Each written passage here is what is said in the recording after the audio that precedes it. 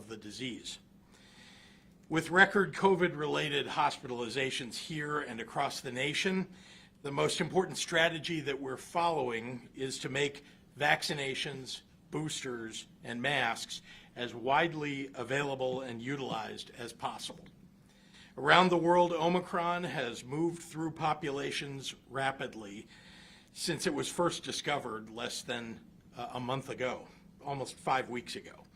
It's the most transmissible variant yet seen, and it has the potential to overwhelm healthcare across the nation. This current wave of COVID is causing more people to get sick than ever before in the pandemic. And the vast majority of the serious illnesses and deaths are among the unvaccinated. But as difficult as this moment is, there will be an end to it. We have all the necessary tools for prevention, and we are nearer than ever to having everything we need to detect and treat the disease to keep even the most vulnerable people alive. I can't say enough about how extraordinary our hospitals and our healthcare heroes have been throughout this pandemic, but specifically in the present moment, when exhaustion and long hours greet them every single day. From Chicago to Marion, from East St. Louis to Rockford, medical professionals and staff are caring for our family members, for our neighbors, our friends in this hour of need. They need help, and I'm doing everything that I can to support them as they tackle this latest surge. To give them a reprieve and to expand the number of staffed hospital beds, 2,048 healthcare workers have been deployed across the state. 919 of them are on site supporting hospitals hit hard by COVID right now, with another 552 arriving at hospitals by next Friday. We have also created COVID reaction teams to respond quickly to emerging crises at hospitals and other healthcare facilities. These teams have 237 healthcare workers in the field already, with another 340 arriving over the next 10 days. Even more personnel are being made available to individual hospitals that apply for federal assistance, so the state is helping to expedite their applications. As an example, just today, a dozen additional personnel are beginning to work in the Rockford region. That's help being provided by the Federal Emergency Management Agency. Throughout this crisis, state government has had to be innovative and agile to find creative solutions to maintain healthcare capacity during this unprecedented crisis, delivering assistance, waivers, and guidance to our healthcare institutions as they pursue creative and safe solutions to build capacity for patient care. For example, just this week, we're expanding on that support with additional steps. First, out-of-state healthcare workers are now able to continue working in Illinois during the public health emergency with expanded permission, allowing them to care not just for COVID-19 patients, but for all patients in need.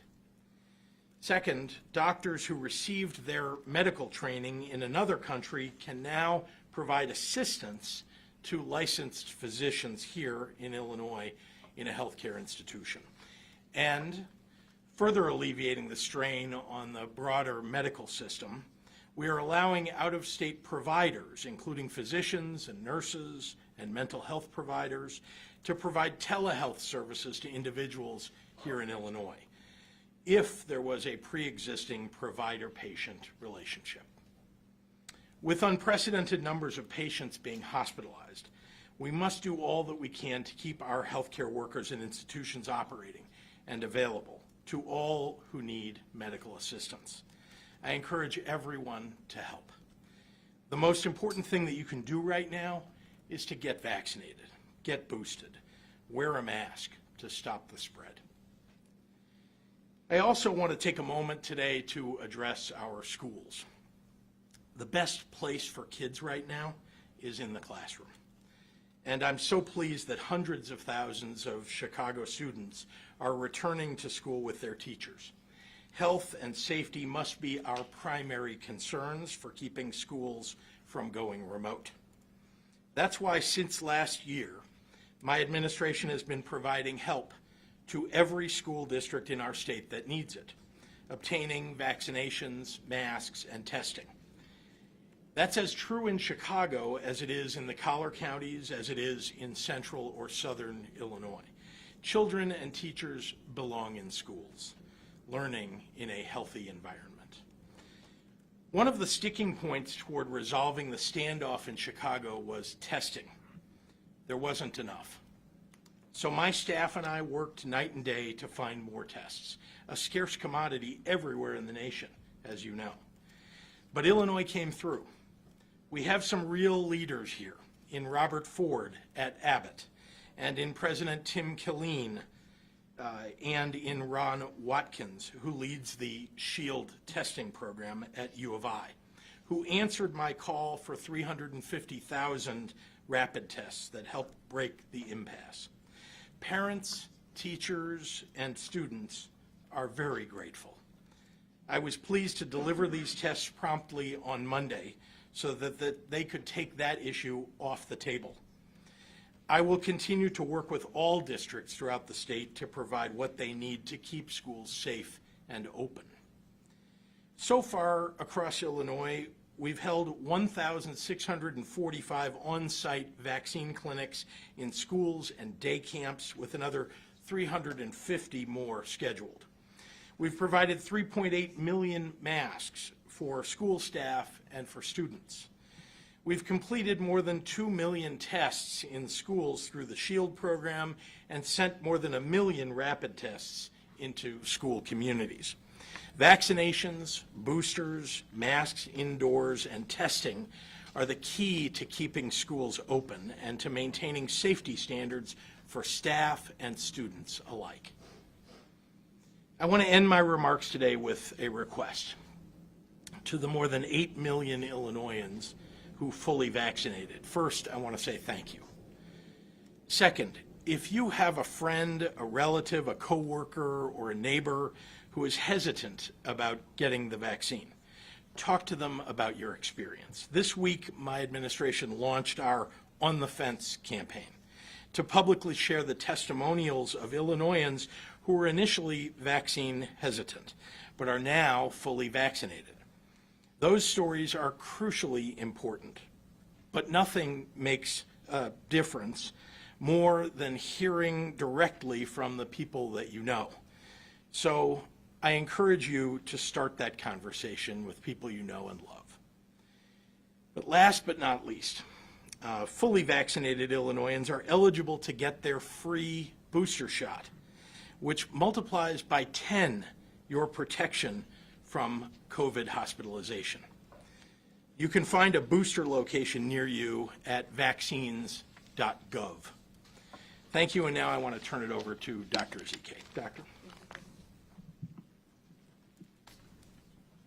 Thank you, Governor. Good afternoon, everyone. I know we've been asked multiple times over the last couple of days if we've actually seen the peak of the Omicron surge. While it's too soon to tell, but of course we would all love to report that good news, we know that we have to continue with masking and vaccinations and boosting, and we look to get there soon. Unfortunately, right now, today, the hospitals are bearing the brunt. 9% of hospital ICU beds are available in Illinois right now. And that's an ICU bed for anything, COVID or non-COVID. These beds are not designated. Every hospital bed occupied by someone with COVID who was not vaccinated potentially could have averted that hospitalization. And we're making it difficult for people who are having a heart attack, who end up in a car crash, have their appendix burst, have a cancer-related complication, any kind of medical emergency. We're threatening the ability of those people to get the care they need. More than 7,100 people are in the hospitals across Illinois with COVID-19, and the vast, vast majority, over 80%, are unvaccinated. For Illinois, if someone is not vaccinated, they are 11 times more likely to be hospitalized with COVID than someone who actually is vaccinated and boosted. Imagine yourself as one of the nurses or the doctors that's going into the umpteenth patient room to treat a person for something that was preventable. Our healthcare workers are burning the candle at both ends and in the middle as well to care for COVID patients who could have avoided the hospitalization if they were up to date on their vaccine. I hear people say, oh, I know someone who had the vaccine and they still got sick. But please don't equate someone with a cough, runny nose, or sore throat to someone having to be admitted into the hospital and need precious hospital resources. Of the 7.7 million people in Illinois who've been fully vaccinated, 0.08% have been hospitalized with COVID. That's not less than 1%, that's less than 1/10 of 1%. So no, we know that these vaccines are effective and are extremely effective at keeping people out of the hospital. We all know what to do. We've all heard this, but we actually need to do it. We need to get vaccinated. We need to turn vaccines into vaccinations. We need to get boosted. We need to continue masking, continue testing. We should come together and do what's right for our greater good. And in light of next week, Martin Luther King Day, also the National Day of Service, as a commitment to our communities and serving others, please consider taking those steps now.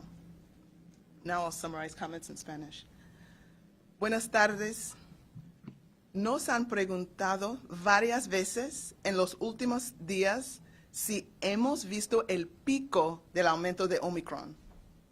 Es demasiado pronto para decirlo, pero tenemos la esperanza de que con el continuo uso de máscaras, las vacunas y los refuerzos podemos llegar más pronto. Pero nuestros hospitales son los más afectados en este momento.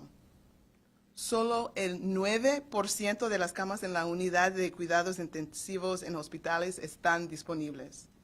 Eso es una cama para cualquier persona, para cualquier enfermedad, COVID o no COVID. Cada cama de hospital ocupada por alguien con COVID-19 que no fue vacunada potencialmente está tomando la cama de otra persona.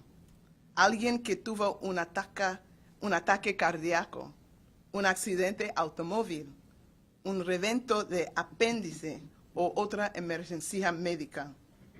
Más de 7,000 personas están en hospitales en Illinois con COVID-19. Y el 80% de ellos no están vacunados. En Illinois, alguien que no está vacunado tiene 11 veces más probabilidades de ser hospitalizado con COVID que alguien que está vacunada y reforzado. Escucha a personas decir que conocen a alguien que fue vacunada y se enferma. Entonces, ¿cuál es el punto? El punto es eso. De los más de 7 millones de personas en Illinois que han sido completamente vacunados, 0.08% han sido hospitalizadas con COVID-19. Menos de 0.1%. Quiero que nuestra comunidad latina escuche. Ahora es el momento de recibir su dosis de refuerzo. Ahora es el momento de protegerte a ti y a tu familia. Ahora es el momento de seguir adelante y no rendirse. Use su máscara, vacúnese y anime a otros a hacer lo mismo. Muchísimas gracias. And with that, I'll turn it over to Governor Pritzker for questions.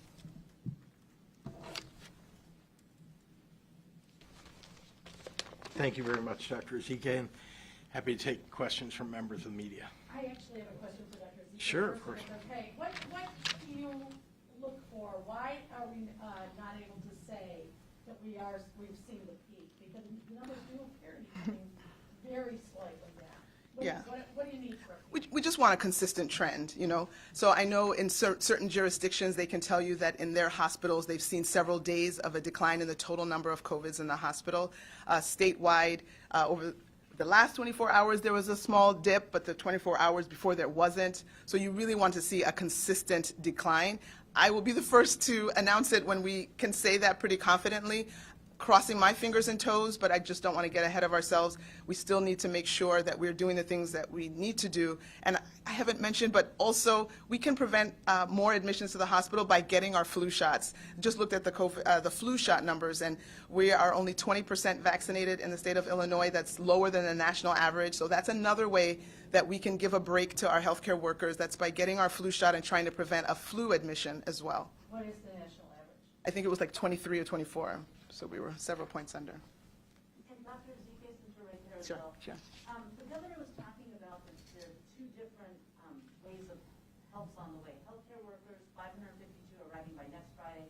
COVID reaction teams, 340 people arriving in the next 10 days. Can you explain the difference between those two different, the COVID reaction team versus the healthcare workers? Like, those are two separate numbers, but I don't understand. So there's different buckets. We're really trying to pull on every lever to get help throughout the state to all of our hospitals.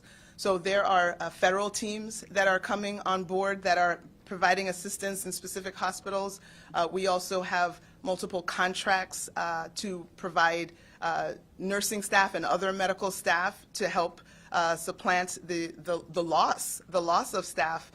So again, we're pulling on every lever to try to get as much help in as possible, whether it's paying for nurses, whether giving opportunity to hospitals to use that contract, or using some of the federal resources, the different assistance that's being provided in terms of some of their strike teams and assistance. Governor Pritzker, a question for you. The Biden administration announced today a plan to send millions and millions of tests to school districts. How is that going to be playing here in Illinois? And also, while the state provided a bunch of rapid tests for CPS recently, with a district this size, that's not going to last forever. How do you keep that flow going? Well, we're not in the business of providing all of the tests for every school on an ongoing basis. Local public health departments and local schools have put in place testing regimes that they are relying upon. For example, last summer, we introduced schools to SHIELD, and over the course of several months, many schools, in fact, almost 300 or 200 and some schools, decided to adopt a SHIELD testing program. When I say schools, I mean school districts, not schools.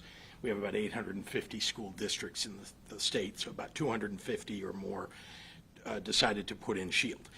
Other school districts chose other solutions, which is fine.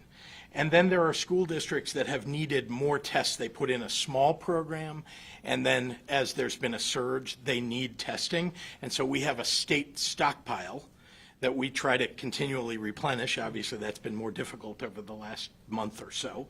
But we try to continually restock, and then we send tests out where they're needed as needed, but it's really on a kind of emergency basis where schools say they need help. And again, about the Biden administration pushing, is Illinois going to be involved in that? We certainly want to be a recipient of those. Every state, as far as I know, at least every responsible state has raised their hand and said, we would like to be part of that program. So we hope that many of those tests, and particularly their at-home tests, as you know, that are being distributed, and there are some going to schools as well, but they operate much in the same way. And so we want to make sure we get as many of those tests as possible. And as you could see, even over the weekend, as we were trying to solve for an immediate problem of getting kids back in school in Chicago, I'm not averse to picking up the phone and calling the CEO of a company that might be, have antigen tests or other kind of testing to get those tests and make them available to whoever needs them in the state. And could you explain the payment of those tests? Because it did seem to be a bit of a Sure. misunderstanding. Sure. So as you know, every school in the state, every school district in the state received federal dollars for managing through COVID, both for learning as well as for tests and other things. And so we at the state level, we receive a certain amount of money for the state, and then the city of Chicago receives a certain amount of money for the city. Those are two separate amounts of money. Chicago gets treated as if it were an independent state, just like a few other major cities around the country. And you're not allowed to intermingle the federal funds for testing from the state with the funding that was received at the city. So we couldn't move tests that were acquired with the federal funding for the state to the city. And by the way, we don't have enough tests at the state level in order to provide that and still provide the tests that are needed for schools that are requesting them on an urgent basis. And so we wanted to make sure that we provided what they needed, but they have to use the dollars. And as you, I think, reported, they got a certain, I think $81 million you reported that they received for testing. And that seems like it would be enough since this was, I don't know, perhaps $1.5 million worth of testing. Governor, since this has I've got been one for over- you and one for Dr. Zika. Here for her. Yeah, I'll come back to you. Yeah, go ahead. At one point, you had rejected compelling Illinois private employer mandate vaccinations. When I asked about it, at this point now, it seems like the Supreme Court is going to throw out President Biden's federal OSHA rule that would have had large private employers implement a vaccine requirement. Should that come to pass, would you consider any similar state action with the Illinois Department of Labor? We're following that federal rule. So if the Supreme Court throws it out, that won't be something. We just had to prepare it's for governments is what we put in place. Governments that have 100 employees or more are required to follow this federal mandate. Right. And so we changed the rules in Illinois to align with the federal rules because we're required to. And we had to create an opportunity for them to set it up because it wouldn't go into effect. They have to put a plan in place, and then they have to present that plan as of, I think, late February. And so we wanted to give them enough, notice ahead of time so they could get prepared in case the Supreme Court affirms the Biden administration request. Talking about the Governor, as private I rule say for this on- 80-plus million Americans, will it affect the private industry? Yeah, that's not something we have in Illinois, we haven't put that in place, no. You wouldn't consider doing it if the Supreme Court runs it out with the state policy? No, I'm saying we haven't and we don't, and that's not that's a federal policy, right? And It's a so, federal policy. yeah, the answer is we're trying to follow the federal program. Got it. Can I ask one for Dr. Well, no, please? you know what, I have to just follow up on that. Sure. Because it's on the And I'll website. bring Dr. Zeke in. But the I'll Department ask of him. Labor's website is talking about the federal regulation and the state statute and putting that rule into effect for employers under the jurisdiction of Illinois OSHA. That's how non-government. OSHA gets effectuated in Illinois through Illinois OSHA. So, I mean, that federal OSHA. That impacts the- We're not creating anything new that the federal government isn't. Illinois OSHA covers public employers like local municipalities. Federal OSHA covers all of the other private employers. So we have two different kinds of OSHA in Illinois. If you need more on that, I can connect you to the Department of Yeah, Labor. but we're required to follow the federal OSHA. That's why we put in the rule in place that you're referring to. Okay, so what you put in place on January 7th, quietly, without any press release, I mean, can you explain the decision on that, what's happening? It isn't anything new. We had to. It was literally something you had to put in place so that local governments could prepare. They're not doing anything different today. We're all waiting to see what the Supreme Court will do, but there is a deadline for people to put a plan together. I'm talking about local governments. And so we wanted to help them prepare. That is our requirement, in fact. Did you have a question for Dr. Zika? Yeah. Your counterpart in Florida, the Surgeon General there, Dr. Joseph Levito, is doing really heterodox things with public health policy. He's recommending that people only get tested for COVID if they're symptomatic or high risk for complications. He's also spoken about natural immunity in comparison to getting vaccinated if you've already had COVID. Obviously, Florida is a really big state. I wonder if you could give your impression of these public policies that are coming out there as a public health professional yourself, and why Illinois may not be following them. You know, I think every state health official has enough to handle with their own state. And we know that throughout this pandemic, Illinois has taken stances that other states haven't. And to show for that, we have had one of the lowest mortality rates of all the states. So I stand behind the decisions and the policies, and I will leave other states to other state health officers to handle their states' policies as well. Dr. Zeke, can you talk about the historical context of what we're seeing in the hospitals right now? When I jumped on the COVID metrics today, and I was looking at comparing the ICU bed numbers, and I don't remember it ever being this dire, but correct me if if I'm wrong. I mean, it seems like we're at a point in time, historically speaking, with the hospitals, where is this the worst point in time that we've seen with them? We have never had this many COVID patients in the hospital at any point in the pandemic, not in spring of 2020, not in the winter of 2020. This is the absolute highest number, and not just by a couple. Our previous totals have been smashed. The previous totals of COVIDs in the hospital were about 6,000, I think 6,000, and we're over. 175. But who's counting? 6,175, and we are at over 7,100. So we have significantly passed all previous records. Dr. Zike, you mentioned, or the governor, you mentioned Rockford. Are there any, what other areas of the state are in, the most acute need of the additional healthcare workers that are being sent in? I mean, the truth is, I was on a call with all the chief medical officers of the hospitals across the state today. They are all crying the same thing. They all need help. They have a significant number of staff that have left the profession because of the exhaustion and the stress and the trauma that they've endured over the last 2 years. We have a large number of people that are quarantining or actively infected themselves. And so that decreases the total number of beds that are even available, because just having a bed for someone to lie on and you don't have the staff does not count as a bed that you can use. So we're starting with a lower number of beds because of the decimated workforce capacity, and then we have this unprecedented number of patients that are presenting, again, completely different situation from when we had our peak last year, because everyone has the opportunity to be vaccinated and therefore prevent the vast majority of these hospitalizations. Perhaps you said, but could you reinforce, where did you find these extra workers to come? Because I would think every state would be clamoring for them. Yeah, so it's, we don't ask all the questions. All we know is that we are paying, and unfortunately, very high costs, very, very high costs that we have to pay. We established these contracts a long time ago, which essentially indebted them to provide us nurses. So I think the fast action and the preemptive action that we took to secure those contracts has allowed us to have the nurses that we need for this situation now. But ideally, we would just limit the number of people who are going into the hospital.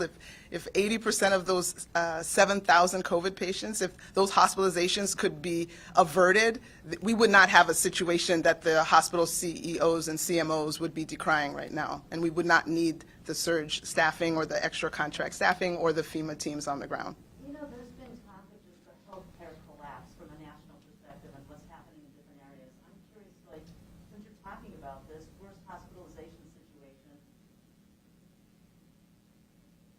where do we stand with this? I mean, from a healthcare overall standpoint in our state. Well, yeah, that's a much larger conversation. We know that we've had, even before COVID, there was a healthcare workforce shortage. And so there are many strategies that need to be implemented, thinking about how to recruit people to the fields, thinking about different class designations within the healthcare force that maybe don't require as many years or decade of training. And so bringing people into the healthcare force by those other means. So there's a lot that needs to be done. That's the big picture that needs to be tackled, because whether it's COVID or something else, we do need to have an adequate workforce that can deal with any potential emergency. And so that's another ongoing problem to tackle. We'll do one more. Dr. Zike and Governor Pritzker, the state never had to use the McCormick Place Field Hospital in the early, part of the pandemic. Has there been any consideration of trying to set up some field hospitals in any parts of the state? Yeah, so again, if we're remembering what is the limiting factor isn't the location, the limiting factor isn't a bed, the limiting factor is the people. So you can open McCormick, there are, you can set up cots and beds. You still need individuals, trained medical professionals to work for the people who will be in that bed. So you still come back to that same lowest common denominator, and that's what we're talking about, like needing to replace that healthcare workforce shortage. All right, Can I thanks, just ask the everyone. governor about the cost factor and bringing in these extra nurses? Yeah. Does that COVID money from the feds help the state with that, or where does that come from? Yes, although, just to be clear, hospitals are also utilizing the state's contract in order to bring in personnel that they need in their hospital they are paying for. So mostly that is where dollars are coming from. They also have been supported by the federal government, as you know. Not enough, not on an ongoing basis, but they have received some support in that regard. I just want to respond to one other thing, and then we'll wrap, which is because two of you asked a similar question about the strike teams, and you were asking about, well, what are you doing in places like Rockford or other places where they're running short? The answer is that's what those strike teams are really about. It's when a hospital is, because we have beds, like the physical bed, and a room. But if you don't have any staff, that's a useless location. And so those strike teams are designed to, when there is an acute need in some area, to literally take some of those staff and send them on a temporary basis to open up those beds to make sure that everybody can get treated. So, All right, thank you thanks so very much. much.